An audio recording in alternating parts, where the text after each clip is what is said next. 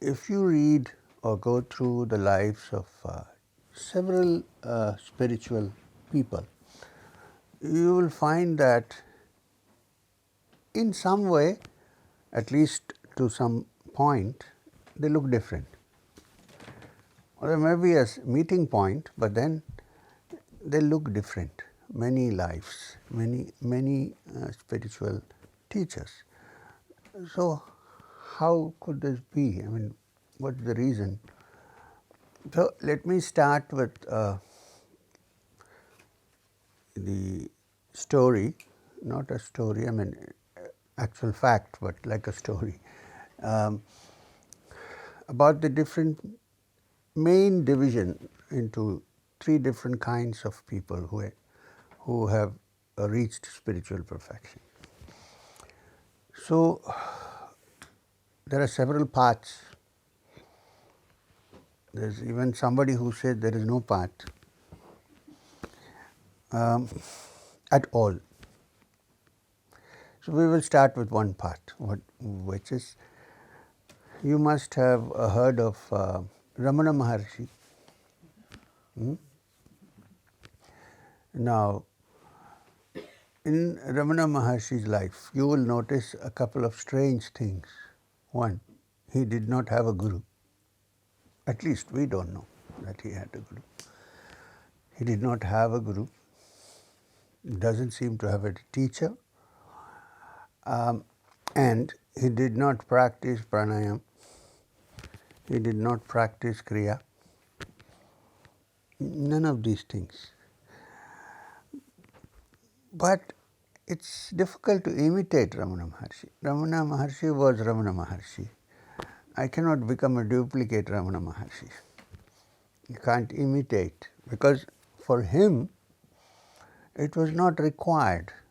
But it's not the case with many, because for him he was already a kind of almost matured soul that came to the earth.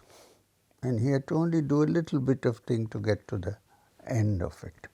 And when we say he didn't have a guru, we do not know if he had any gurus in his previous lives. We don't know. We see him only as a polished person, as it is. We don't know. And secondly, he did have a person who used to go and sit with him and try to help him even during his time before he became well known. I seem to forget his name. He was like from an Orthodox Brahmin family, but he was a little bit like a madman. The sense that he talked nonsense sometimes. And sometimes he would say, "Oh, come on, everybody light your incense. There they are flying." So there's nobody flying there.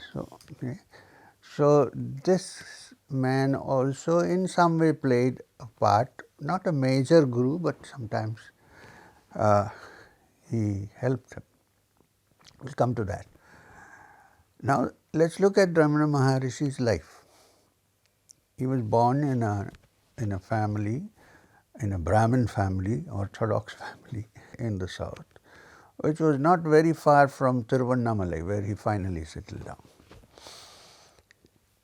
And he was quite a normal child. He was not doing any meditation or anything of that kind. He was a normal child.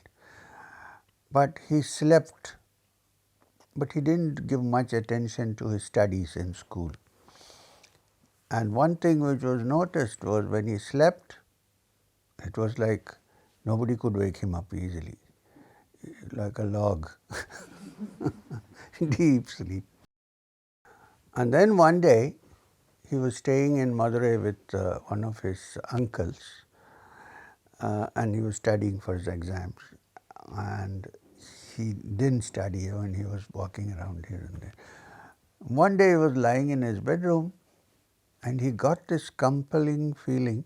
Everybody doesn't get that. I'm trying to say that this is an extraordinary life. It's not ordinary, which we cannot imitate in many ways.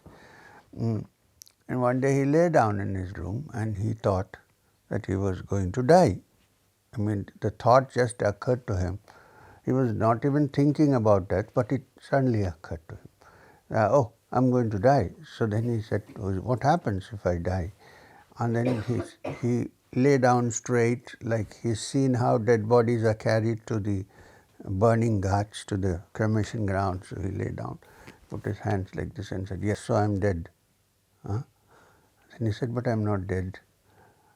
It was not a thought. Actually, he felt that the body is dead, but he was not the body. Everybody can't, we can think about it, but we cannot experience it, right? And that experience happened without any sadhana, without any practice, without any guru. It just happened to him. Which means what? That a lot of preparation has come into this from the past. So it's impossible. There is a law of that makes it impossible. So, and then he said, okay, so if I'm going to die, they're going to take my body to the cremation ground. But I am not this body, I am not dead, I am alive. And he could actually feel out of his body alive.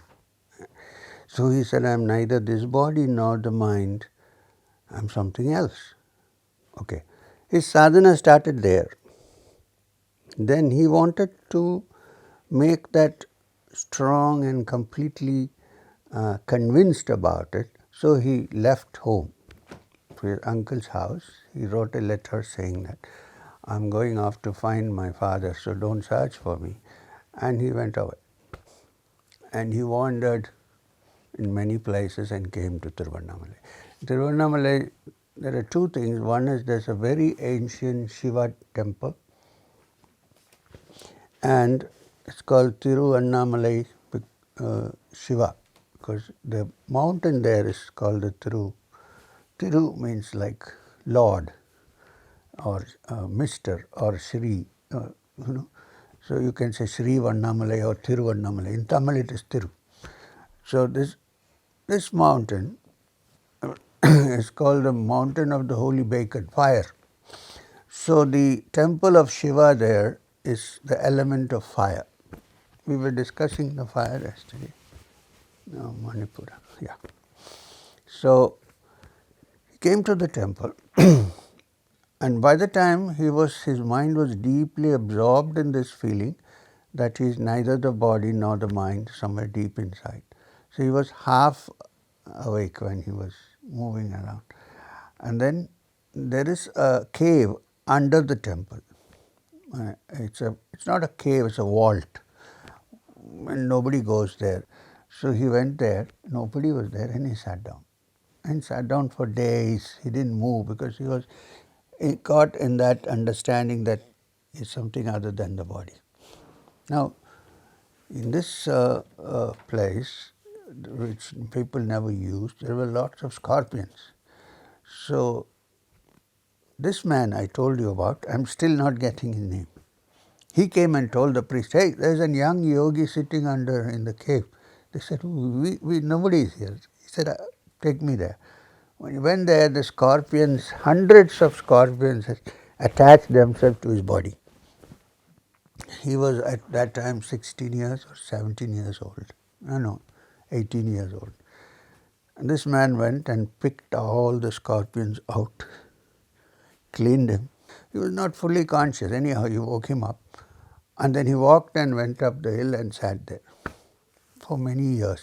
He had an assistant called Kunjaswami who used to make food for him, and simple food, and used to eat that and stay in the cave for many years till he came down.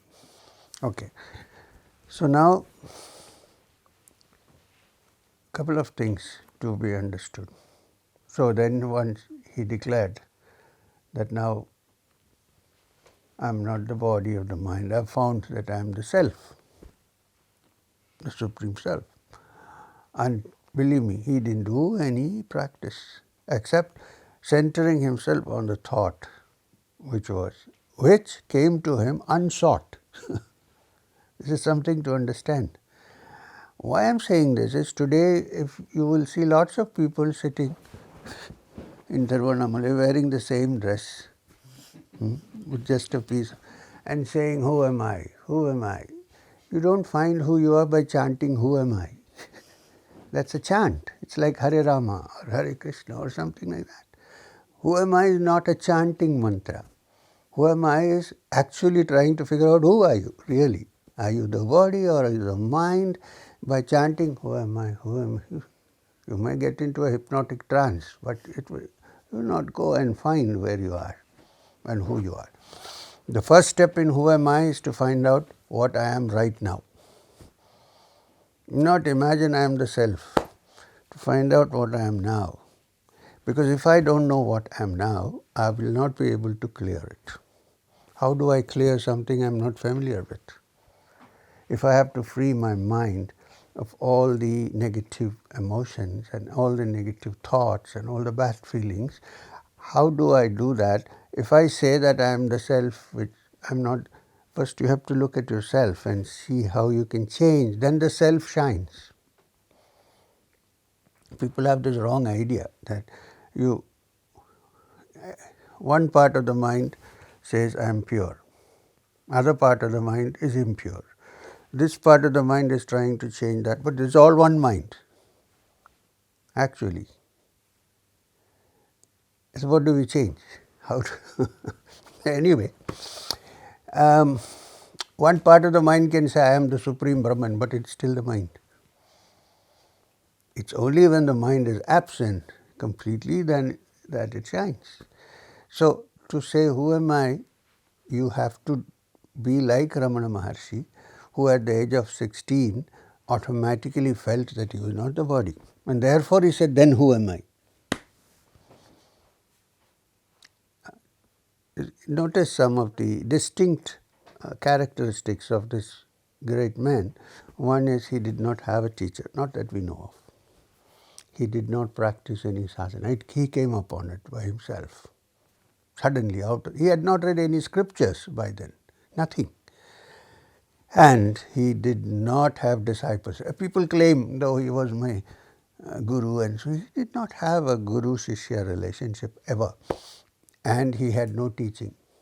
If anybody went to him and said, I am suffering, I am this, he said, who is suffering? Find out.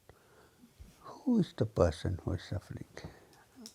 Are you really, in essence, are you suffering? Or is it the body and the mind which are suffering? Find out.